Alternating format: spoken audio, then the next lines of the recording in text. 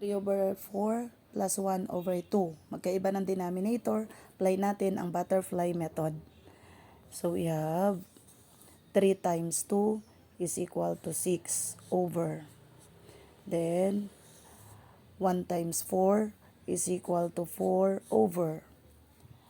Then yung denominator, 4 times 2 is equal to 8. So pareho silang 8.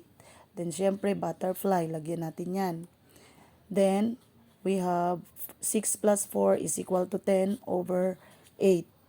So pwede na natin tong i-lowest term muna yung improper fraction. So 10 at saka 8.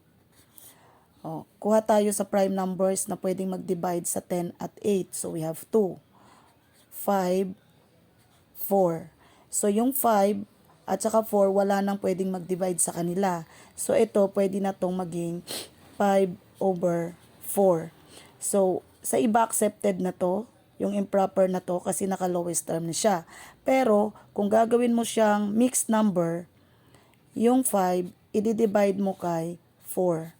So 1 and then 1 times 4 is equal to 4.